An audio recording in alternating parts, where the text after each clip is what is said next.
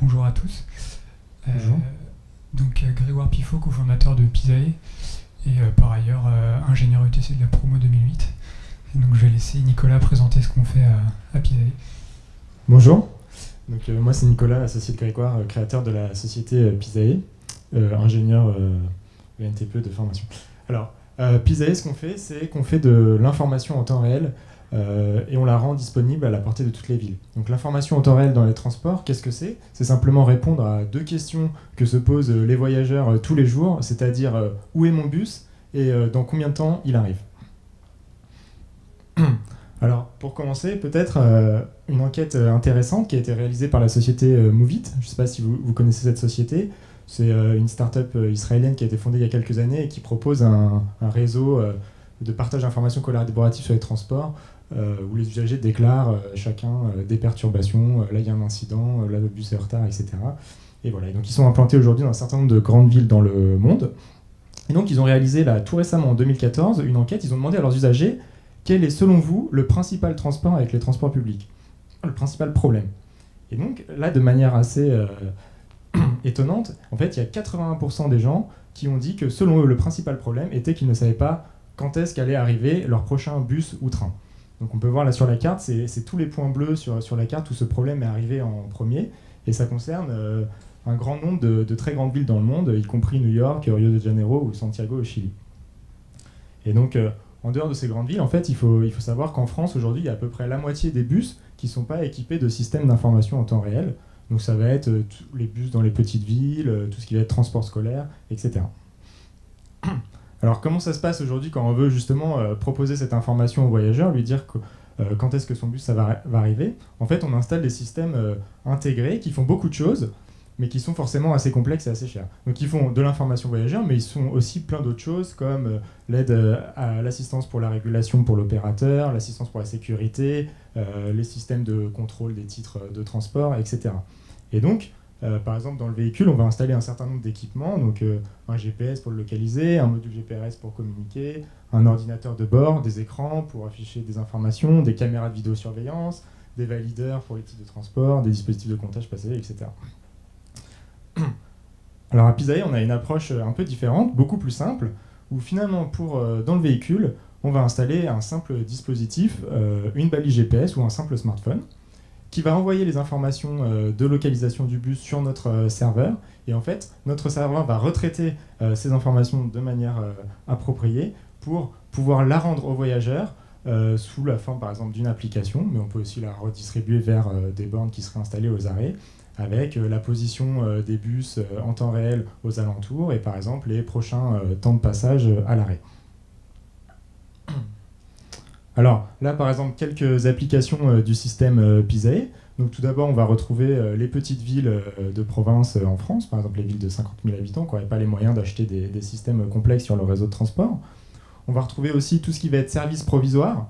Donc, par exemple, la SNCF ferme une ligne de RER pendant 2 mois pour cause de travaux et met en place des bus de substitution. Donc, elle ne va pas installer un gros système sur ces bus-là. Et là, elle peut utiliser le système Pisae pour produire de l'information sur ses véhicules et ses voyageurs. Et puis enfin, le dernier cas d'application, c'est les bus scolaires. Donc aujourd'hui, c'est un peu le parent pauvre du transport. Le matériel qui circule est assez ancien, etc. Il n'y a pas beaucoup moins d'argent que sur d'autres services sur ce type de transport-là. Et donc là, le service Pisae peut être complètement approprié. Surtout qu'il y a une valeur assez affective, c'est-à-dire que c'est les enfants, les parents ont envie de savoir où est le bus qui transporte leurs enfants, ou ont pas envie que leur enfant attende tout seul le soir à l'arrêt de bus parce que le bus est en retard. Alors, quelques bénéfices. Donc, c'est un coût d'installation très réduit, donc moins de 1% du coût de fonctionnement d'un bus. Donc ça veut dire qu'on va pouvoir rendre ce système et cette information aux voyageurs temps réel disponible partout, donc y compris les zones rurales, les petites villes, et puis aussi ça va être même les grandes villes et tous les pays émergents qui n'ont pas les moyens comme on peut avoir aujourd'hui dans les grandes villes d'Europe pour mettre des systèmes complexes dans leurs véhicules de transport. Donc c'est un système les clients finalement du système sont principalement les collectivités qui gèrent ces réseaux de transport ou les opérateurs qui travaillent pour ces collectivités. Mais on va peut-être aussi pouvoir envisager des business models un peu différents et un peu innovants pour ce type de système. Donc ça peut être par exemple un fournisseur de mobilier urbain, par exemple JC Deco, qui fournit ce service en tant que service complémentaire à son marché de mobilier urbain pour se différencier de ses concurrents, un peu sur le modèle économique du Vélib. Ça peut être aussi du sponsoring de la part de grandes marques, par exemple un centre commercial qui viendrait sponsoriser l'achat de l'équipement du réseau de transport qui dessert son centre commercial et qui viendrait ensuite communiquer sur cette opération pour montrer son engagement dans la vie locale et sa proximité avec ses clients et les citoyens.